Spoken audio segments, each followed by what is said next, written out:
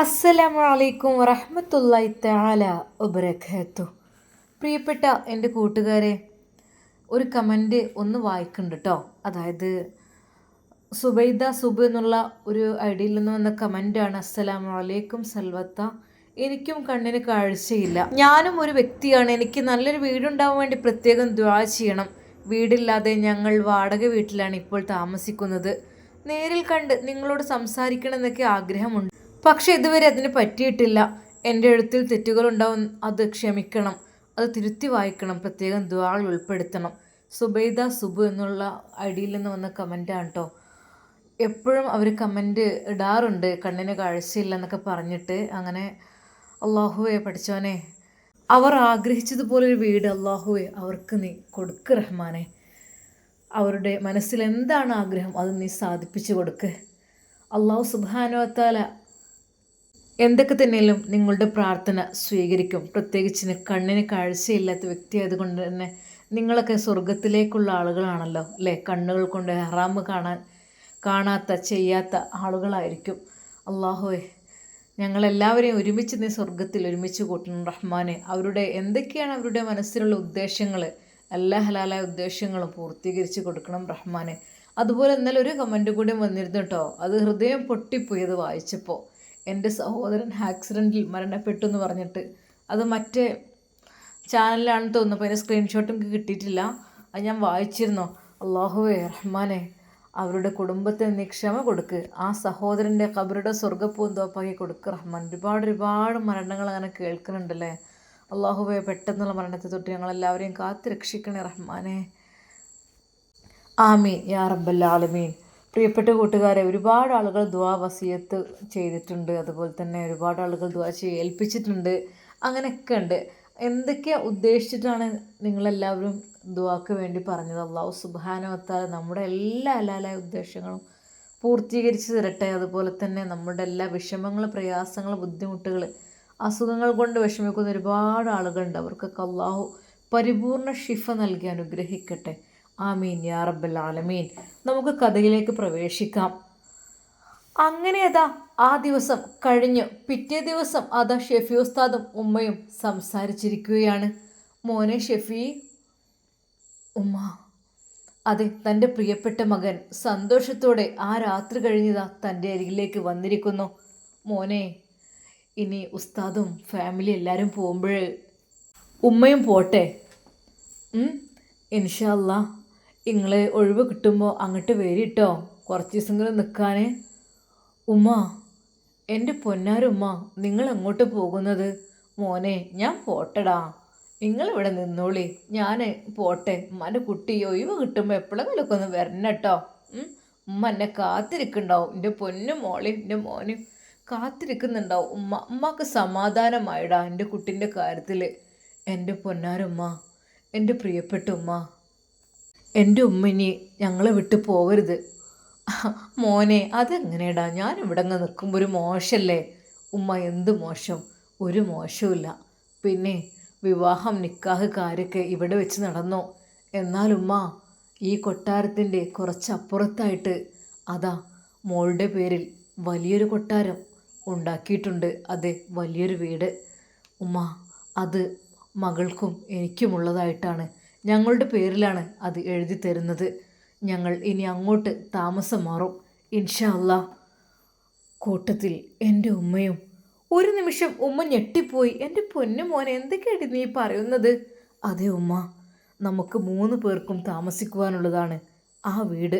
മോനെ, ഇല്ലടാ, ഉമ്മാൻ്റെ കുട്ടി ആ ഒരു വാക്ക് പറഞ്ഞല്ലോ, അത് മതി. എനിക്ക് സന്തോഷമായി. ഉമ്മ ഇനി തിരിച്ചു പോയിക്കോളാം. ഉമ്മ, എൻ്റെ ഉമ്മ പോയി കഴിഞ്ഞാൽ എനിക്ക് ആരാ ഉണ്ടാകുക? പൊന്നു മോനെ, അള്ളാഹുവിൻ്റെ അനുഗ്രഹം കൊണ്ട് ബത്തൂലുണ്ടല്ലോ എൻ്റെ കുട്ടി. എൻ്റെ ബത്തൂലിൻ്റെ കൂടെ ഒരുമിച്ച് സുഖമായി ജീവിക്ക്. ഉമ്മാൻ്റെ പ്രാർത്ഥന ഉണ്ടാവും, അത് എവിടെ നിന്നാണെങ്കിലും ഉണ്ടാവും. മോനെ, ഉമ്മ ആ ചെറിയ വീട്ടിൽ അങ്ങനെ കഴിഞ്ഞോളാം. അതെ, ഉമ്മക്ക് പേടിയൊന്നുമില്ലടാ, പഠിച്ചോണ്ടല്ലോ എൻ്റെ ഉമ്മാനെ ഇനി അങ്ങോട്ട് വിടില്ല. മോനെ, എന്താടാ പറയുന്നത് നീയേ? ഞാനിവിടെ നിൽക്കേ റബ്ബേ, എനിക്ക് അതിനുള്ള യോഗ്യത ഒന്നും ഇല്ല മോനെ. എന്തെൻ്റെ ഉമ്മ പറഞ്ഞത് യോഗ്യതയില്ലെന്നോ? ഉമ്മ, എന്നെ പ്രസവിച്ച് നിങ്ങളാണെങ്കിൽ നിങ്ങൾക്കതിനുള്ള യോഗ്യതയുണ്ട്. അത് നമുക്ക് 3 പേർക്കുള്ളതാണ്. ഉമ്മാക്കുള്ള സ്പെഷ്യലായിട്ടുള്ള നിസ്കാരമുറി വരെ അതിൽ തയ്യാറാക്കിയിട്ടുണ്ട്. ഒരിക്കൽ പോലും പ്രതീക്ഷിക്കാത്ത രീതിയിലാണ് ആ ഉമ്മ ആ വാക്കുകൾ കേട്ടത്.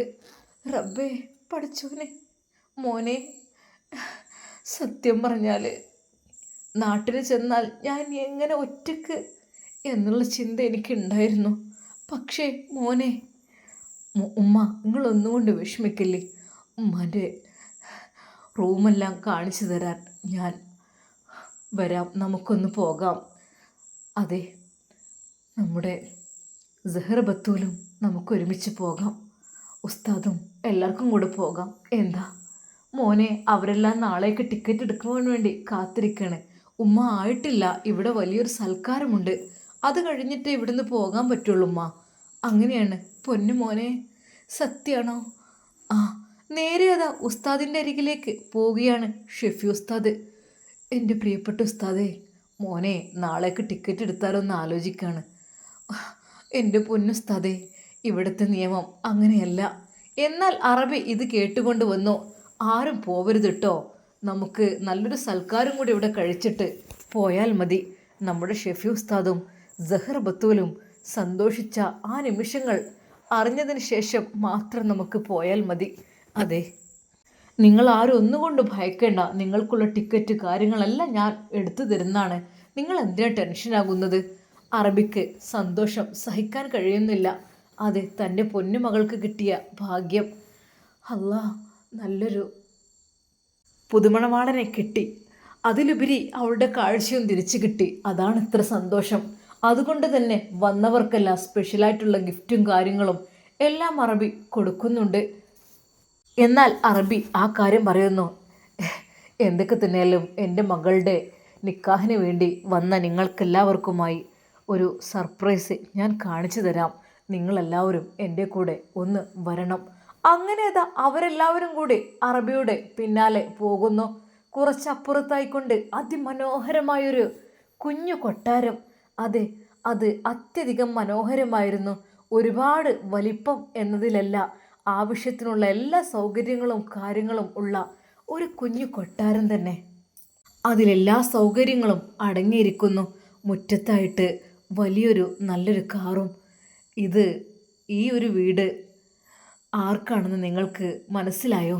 ഒരു നിമിഷം അവരെല്ലാവരും മുഖത്തോട് മുഖം നോക്കി. ഇല്ല, അതെ, ഇത് നമ്മുടെ ഷെഫി ഉസ്താദിനും ഷെഫി ഉസ്താദിൻ്റെ പ്രിയപ്പെട്ട ഭാര്യ സഹറ ബത്തൂലിനും ഷെഫി ഉസ്താദിൻ്റെ പ്രിയപ്പെട്ട ഉമ്മാക്കും ജീവിക്കുവാനുള്ളതാണ്. കടന്നോളൂ അകത്തേക്ക്. എല്ലാവരും അത്ഭുതപ്പെട്ടു. അതെ, പറഞ്ഞ പോലെ തന്നെ സഹറ ബത്തൂലും ഞെട്ടിപ്പോയി. ഇത്രയധികം ഉണ്ടായിരുന്നോ ഇതിനകത്ത്? അല്ലാ പഠിച്ചോനെ, മാഷാ അല്ലാ. അതെ, ഉമ്മ സഹറ ബത്തൂലിൻ്റെ കൈ പിടിച്ചുകൊണ്ടാണ് നടക്കുന്നത്.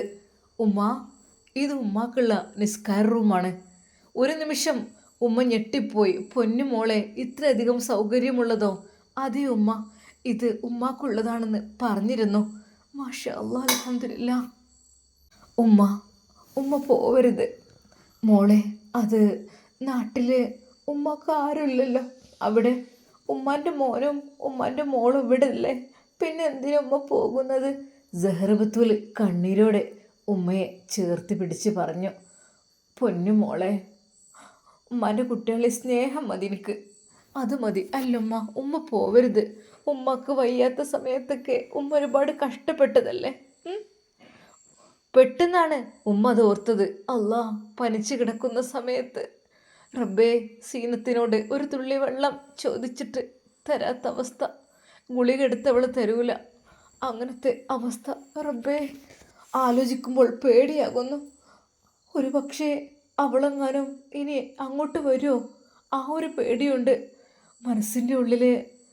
അല്ലാ, അറിയുന്നില്ല. ഉമ്മ എന്താ ആലോചിക്കുന്നത്? ഒന്നുമില്ല മോളെ, ഉമ്മ ഒന്നും ആലോചിക്കണ്ട. ഉമ്മാക്ക് പുതിയൊരു ജീവിതം. ഉമ്മാൻ്റെ പൊന്നു മോൻ ഇവിടെ ഉണ്ടാവുമ്പോൾ പിന്നെന്താ ഉമ്മാക്ക് ഭയം? മോളെ, ഭയമല്ല, എന്നാലും എനിക്ക് വിശ്വസിക്കാൻ കഴിയുന്നില്ല മോളെ. അതെ, മനോഹരമായ ആ ഒരു കൊട്ടാരത്തിലെ കാഴ്ചകൾ കണ്ട് എല്ലാവരും ശരിക്കും ഞെട്ടിപ്പോയി. എന്തൊക്കെ തന്നെയാലും ഷെഫി ഉസ്താദിൻ്റെ ഉമ്മയും ഭാഗ്യവതിയാണെന്ന് അവർക്ക് തിരിച്ചറിഞ്ഞു. അമ്മായി പറയുന്നു, എടി നീ വല്ലാത്ത ഭാഗ്യവതി തന്നെയാണ്. മാഷാ അല്ലാ, അൽഹംദുലില്ലാ. നിനക്ക് വേണ്ടിയിട്ട് ബെഡ്റൂമും നിസ്കാര റൂമും എല്ലാം ഇവിടെ ഒരുക്കിയിട്ടുണ്ടല്ലോ. ഭാഗ്യവതി തന്നെയാണ് ഞാൻ. അല്ല താത്ത, എനിക്ക് ഒരിക്കൽ പോലും ഞാൻ വിചാരിച്ചിട്ട് പോരില്ല. എല്ലാം അള്ളാഹുവിൻ്റെ അനുഗ്രഹം, വേറൊന്നുമല്ല. എൻ്റെ കുട്ടി, അത് എൻ്റെ പൊന്നു മോൻ്റെ ഭാഗ്യം കൊണ്ടാണ് അതൊക്കെ. അതെ, പഠിച്ച റബ്ബിനോട് ശുക്ർ ചെയ്തോ. അങ്ങനെ അതാ അവർ വീടും പരിസരവും എല്ലാം കണ്ട് വളരെയധികം മനോഹരമായൊരു കുഞ്ഞു കൊട്ടാരത്തിൽ നിന്ന് പുറത്തിറങ്ങിയപ്പോൾ അവർക്ക് ശരിക്കും ഒരു അത്ഭുതം തന്നെയാണ് തോന്നിയത്. ഷെഫി ഉസ്താദും ശരിക്കും ഞെട്ടിപ്പോയി. അത്രക്കും മനോഹരമാക്കിയിരുന്നു അത്. എങ്ങനെയുണ്ട് ഷെഫി മോൻ്റെയും ബത്തൂലിൻ്റെയും കൊട്ടാരം? മാഷാ അല്ലാ, എല്ലാം അടിപൊളിയായിട്ടുണ്ട്. എല്ലാവരും കൊട്ടാരം കണ്ട് പുറത്തേക്ക് ഇറങ്ങിയപ്പോൾ ശരിക്കും അത്ഭുതപ്പെട്ടു പോയി. അതെ, ഷെഫി ഉസ്താദിൻ്റെ ഒരു ഭാഗ്യം. അറേബ്യയിലൊരു കൊട്ടാരം, അതിലൊരു പളുങ്ക് പോലുള്ളൊരു ഭാര്യ. അതെ, ഉമ്മക്ക് താമസിക്കാനുള്ള എല്ലാ സൗകര്യങ്ങളും കാര്യങ്ങളും എല്ലാം ഒരുക്കിയിരിക്കുന്നു അറബി. അതെ, അറബിയെ എല്ലാവരും പുകഴ്ത്തി. പഠിച്ചോനെ, ഇങ്ങനൊരു അറബിയെ കിട്ടിയതും വലിയൊരു ഭാഗ്യം തന്നെ. അത് ഷെഫി ഉസ്താദിൻ്റെ ക്ഷമയും സഹനവും എല്ലാം കൂടി ഒത്തുചേർന്ന്, അതെ, ഈമാൻ്റെ പവർ തന്നെയാണത്. ഷെഫി ഉസ്താദിന് ഈമാൻ ഉള്ളത് കൊണ്ട് അള്ളാഹു സുബ്ഹാനഹു വ തആല ഷെഫി ഉസ്താദിനെ അനുഗ്രഹിച്ചു എന്ന് തന്നെയാണ് പറയേണ്ടത്. അങ്ങനെ അത് രണ്ടാം ദിവസം രാത്രി എല്ലാവരും അവരവരുടെ റൂമിൽ. എന്തൊക്കെ തന്നെയാലും സൽക്കാരം കഴിഞ്ഞതിന് ശേഷം പോയാൽ മതി എന്നതാണ് അറബിയുടെ നിർദ്ദേശം. അന്ന് ഷെഫി ഉസ്താദും സഹർ ബത്തൂലും മണിയറയിലേക്ക് പ്രവേശിച്ചു. അതെ, എന്നും പതിവുള്ള അവരുടെ ആ സുന്നത്ത് നിസ്കാരം. അതിനുശേഷം അവർ അവരുടേതായ ലോകത്തേക്ക് അതാ തിരിയുകയാണ്. ഷെഫി ഉസ്താദ് അത് ഓർത്തു. റബ്ബേ, എൻ്റെ ആദ്യ രാത്രിയിൽ സീനത്ത് എന്നെ തൊടാൻ സമ്മതിച്ചില്ല. ഇല്ല, അവൾ തികച്ചും എന്നിൽ നിന്ന് അകന്നു നിൽക്കുകയായിരുന്നു. ഞാൻ അതോർത്തു. റഹ്മാനെ, ആലോചിച്ചിട്ട് വല്ലാത്തൊരു ടെൻഷൻ. എന്നാൽ സഹർ ബത്തൂൽ അതാ ഷെഫി ഉസ്താദിൻ്റെ നെഞ്ചിലേക്ക് ചായുകയായിരുന്നു. അതെ, തൻ്റെ പ്രിയപ്പെട്ട ഷെഫി ഉസ്താദിൻ്റെ എല്ലാമായി എനിക്ക് മാറണം. അദ്ദേഹത്തിൻ്റെ സന്തോഷമാണ് എനിക്ക് വലുത്. ഒരിക്കൽ പോലും ഞാൻ എൻ്റെ ഭർത്താവിനെ സങ്കടപ്പെടുത്തില്ല. അഥവാ സങ്കടപ്പെടുത്തിയാൽ തന്നെ മലക്കുകൾ എന്നെ ശപിച്ചുകൊണ്ടേയിരിക്കും എന്നത് അറിവുണ്ടായത് കൊണ്ട് തന്നെ സഹർ ബത്തൂൽ തൻ്റെ പ്രിയപ്പെട്ട ഷെഫി ഉസ്താദിൻ്റെ ജീവൻ്റെ പാതിയായി മാറുകയായിരുന്നു ആ രാത്രിയിൽ. അതെ, ഷെഫി ഉസ്താദ് പടച്ച റബ്ബിനോട് ഒരുപാട് ഹംദുകൾ പറഞ്ഞു. അൽഹംദുലില്ലാ ഹംദൻ കസീറൻ ത്വയ്യിബൻ മുബാറക്കൻ. അല്ലാഹ് റഹ്മാനെ, അൽഹംദുലില്ലാ, എൻ്റെ ജീവിതത്തിലെ സുവർണമായ ഒരു നിമിഷം ഇതാ ഇവിടെ കഴിഞ്ഞിരിക്കുന്നു. അല്ലാഹ് എല്ലാം റാഹത്തായി. പിറ്റേ ദിവസം വാർത്തയറിഞ്ഞ് എല്ലാവരും സന്തോഷത്തോടു കൂടി അതാ അവിടേക്ക് എത്തി നോക്കി. അതാ മണിയറയിലേക്ക് അവർ വന്ന് നോക്കി. എല്ലാവരും സന്തോഷത്തിൽ ആറാടി. അപ്പോഴേക്കും സ്പെഷ്യലായിട്ടുള്ള ഫുഡ്, കാര്യങ്ങൾ, സൽക്കാരം, അങ്ങനെ വിവിധ പരിപാടികൾ എല്ലാം സംഘടിപ്പിച്ച് അങ്ങനെ അറബിയുടെ ആ കൊട്ടാരത്തിൽ സന്തോഷങ്ങൾ അലതല്ലി. എല്ലാവർക്കും അത് മനസ്സിലായി. ഷെഫി ഉസ്താദും ബത്തൂലും ഒന്നായി തീർന്നിരിക്കുന്നു എന്നുള്ള ആ ഒരു സന്തോഷ വാർത്ത അറിഞ്ഞ് അവരെല്ലാവരും സന്തോഷിച്ചു. അതെ, ഷെഫി ഉസ്താദിൻ്റെ ഉമ്മ കണ്ണിറിയെ തൻ്റെ പൊന്നു മോളെയും തൻ്റെ പൊന്നു മോനെയും നോക്കിയിരുന്നു. മാഷാ അല്ലാഹ്, എൻ്റെ മക്കളെ അല്ലാഹു നന്നാക്കും, പടച്ച റബ്ബ് ഖൈർ ചെയ്യട്ടെ. ആ മാതാവിൻ്റെ പ്രാർത്ഥന, ആ ഇരു കൈകൾ ആകാശത്തേക്കുയർന്നു. അല്ലാഹുവേ, എൻ്റെ കുട്ടി ഒരുപാട് കഷ്ടപ്പെട്ടതാണല്ലോ റഹ്മാനെ. ഒടുവിൽ നീ നല്ല രീതിയിൽ സൗഭാഗ്യം എൻ്റെ കുട്ടിക്ക് നൽകിയിരിക്കുന്നു റഹ്മാനെ. അല്ലാഹ് പടച്ച റബ്ബേ, എൻ്റെ കുട്ടിക്ക് സ്വാലിഹായ ഹൈറായ ഒരു ദാമ്പത്യ ജീവിതം നീ കൊടുക്ക് റഹ്മാനെ. ആമീൻ. ആ ഉമ്മ ഹൃദയം പൊട്ടി ദുആ ചെയ്തു. ഉമ്മമാരുടെ പ്രാർത്ഥന അത് പടച്ച റബ്ബ് സ്വീകരിക്കും എന്നതിന് വലിയൊരു ഉദാഹരണം തന്നെയാണ് നമ്മുടെ ഷെഫി ഉസ്താദിൻ്റെ ജീവിതം. അതെ, ആ ഉമ്മ കരഞ്ഞ് കരഞ്ഞ് തൻ്റെ മോന് വേണ്ടി ദുആ ചെയ്തു. എന്നാൽ അൽഹംദുലില്ലാ, ഇതാ അതുമാത്രമല്ല, പൊന്നുമോൾക്ക് കണ്ണില്ല എന്നുള്ള കാര്യം ഉസ്താദ് പറഞ്ഞപ്പോഴും പറഞ്ഞത്, മോനെ കണ്ണുകൾ കൊണ്ട് ഹറാമ് കണ്ടിട്ടില്ലല്ലോ എൻ്റെ പൊന്നു മോന്, അവളെ കല്യാണം കഴിച്ചോ എന്നായിരുന്നു പറഞ്ഞത്. എന്നാൽ ആ ഉമ്മയുടെ ആ വാക്കുകൾ, പടച്ച റബ്ബിനോട് തേടിയുള്ള ആ തേട്ടം പടച്ച റബ്ബ് സ്വീകരിച്ചു. അതെ, ഉമ്മമാരുടെ പ്രാർത്ഥന എന്ന് വെച്ചാൽ അങ്ങനെയാണ് റഹ്മാനെ. എൻ്റെ പ്രിയപ്പെട്ട കൂട്ടുകാരെ, ഇന്ന് ഒരു കാര്യം അറിയാൻ കഴിഞ്ഞു. അതായത് അജ്മാനിൽ വെച്ച് ഒരു യുവാവ് മരണപ്പെട്ടത്രേ.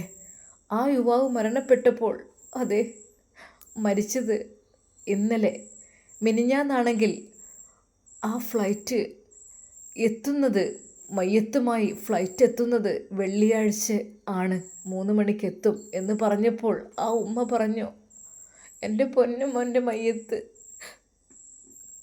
വെള്ളിയാഴ്ചക്ക് മുമ്പായിട്ട് വ്യാഴാഴ്ച എത്തിക്കാൻ കഴിയുമോ? ആ ഉമ്മ കരഞ്ഞുകൊണ്ട് ചോദിച്ചൊരു ചോദ്യമാണത്.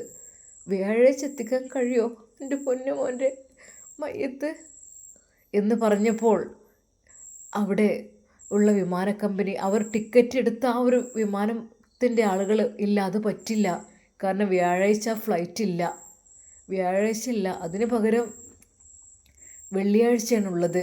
ഒരിക്കൽ പോലും അത് വ്യാഴാഴ്ച എത്തിക്കാൻ കഴിയില്ല. കാരണം ഉമ്മ പറഞ്ഞത് മറ്റൊന്നുമല്ല, വ്യാഴാഴ്ച എൻ്റെ പൊന്നു മോന് അവിടുന്ന് പോരാൻ കഴിയുകയാണെങ്കിൽ വെള്ളിയാഴ്ച ജുമുഅക്ക് മുമ്പേ പൊന്നുമോൻ്റെ മയ്യത്ത് ഖബറടക്കുവാൻ കഴിഞ്ഞിരുന്നെങ്കിൽ അത് വല്ലാത്തൊരു ഭാഗ്യമല്ലേ. ആ ഉമ്മ അതായിരുന്നു വിചാരിച്ചത്. എന്നാൽ ഫ്ലൈറ്റിൻ്റെ ആളുകൾ പറഞ്ഞു, ഇല്ല അത് പറ്റില്ല, വ്യാഴം ഫ്ലൈറ്റില്ല, വെള്ളിയേ ഫ്ലൈറ്റ് ഉള്ളൂ, എന്തായാലും വെള്ളിയാഴ്ച ഉച്ചയ്ക്ക് ശേഷം മാത്രമേ എയർപോർട്ടിൽ ഇറങ്ങാൻ പറ്റുള്ളൂ. ആ ഉമ്മ ഇരു കൈകളും നീട്ടി അള്ളാഹുവിലേക്ക് ദുആ ചെയ്തിട്ടുണ്ടാവും. ഒരു പക്ഷേ പെട്ടെന്നാണ് ഒരു ഫോൺ കോൾ വരുന്നത്, അത് വെള്ളിയാഴ്ചത്തെ ഫ്ലൈറ്റ് ക്യാൻസലാണ്, വെള്ളിയാഴ്ചക്കുള്ള ഫ്ലൈറ്റ് വ്യാഴാഴ്ച പുറപ്പെടും എന്നുള്ളത്. അതറിഞ്ഞപ്പോൾ ആ ഉമ്മ കണ്ണീരോടെ ദുആ ചെയ്തു, അല്ലാഹ് അൽഹംദുലില്ലാ, എൻ്റെ പൊന്നു മോൻക്ക് ജുമുഅക്ക് മുമ്പായിട്ട് റബ്ബേ പള്ളിയിലേക്ക് എത്താലോ, എൻ്റെ പൊന്നു മോൻക്ക്. അതെ, ഉമ്മമാരുടെ പ്രാർത്ഥന എന്ന് വെച്ചാൽ അങ്ങനെയാണ്. അതെ, അത്രക്കും ആളുകൾ എത്ര ശ്രമിച്ചിട്ടും, പല ആളുകൾ ശ്രമിച്ചു, അത് വ്യാഴാഴ്ചക്ക് ആക്കാൻ പറ്റും, ഇല്ല ഒരിക്കലും പറ്റില്ല എന്നുള്ള സാഹചര്യമായിരുന്നു. എന്നാൽ ആ ഉമ്മയുടെ പ്രാർത്ഥന കൊണ്ട് അതാ പൊന്നുമോൻ വ്യാഴാഴ്ച തന്നെ ഫ്ലൈറ്റിൽ പൊന്നുമോൻ്റെ ശരീരം വരികയാണ്. ജുമുഅക്ക് മുമ്പായിട്ട് മറവ് ചെയ്യണം, അതായിരുന്നു ഉമ്മയുടെ ആഗ്രഹം. മാഷാ അല്ലാഹ്, അൽഹംദുലില്ലാ. നമ്മൾ മരണപ്പെട്ടാലും ജീവിച്ചിരിക്കുമ്പോഴും ഉമ്മമാരുടെ പ്രാർത്ഥന എന്ന് വെച്ചാൽ അത്രക്കും ഫലം ഉണ്ടാണ്. മരണപ്പെട്ടവർക്ക് വേണ്ടി ഉമ്മ പ്രാർത്ഥിച്ചാലും ഉത്തരം കിട്ടും, ജീവിച്ചിരിക്കുന്നവർക്ക് വേണ്ടി പ്രാർത്ഥിച്ചാലും ഉത്തരം കിട്ടും. എൻ്റെ പ്രിയപ്പെട്ട കൂട്ടുകാരെ, മാതാപിതാക്കളുള്ള കാലം എന്ന് വെച്ചാൽ നമുക്ക് വല്ലാത്തൊരു കാലം തന്നെയാണ് അല്ലേ. പടച്ച റബ്ബ് അല്ലാഹു സുബ്ഹാനഹു വ തആല നമ്മുടെ മാതാപിതാക്കൾക്ക് ദീർഘായുസ്സും ആഫിയത്തും പ്രദാനം ചെയ്യട്ടെ. മരണപ്പെട്ട ഒരുപാട് ആളുകളുണ്ടാവും റഹ്മാനെ. മരണപ്പെട്ട ആ മാതാപിതാക്കൾക്ക് അല്ലാഹു സുബ്ഹാനഹു വ തആല അവരുടെ ഖബറിടം വിശാലമാക്കി കൊടുക്കട്ടെ. നമ്മെ എല്ലാവരെയും ജന്നാത്തുൽ ഫിർദൗസിൽ ഒരുമിച്ച് കൂട്ടി അനുഗ്രഹിക്കട്ടെ. ആമീൻ യാ റബ്ബൽ ആലമീൻ. അസ്സലാമു അലൈക്കും വറഹ്മത്തുള്ളാഹി തആല വബറകാതുഹു.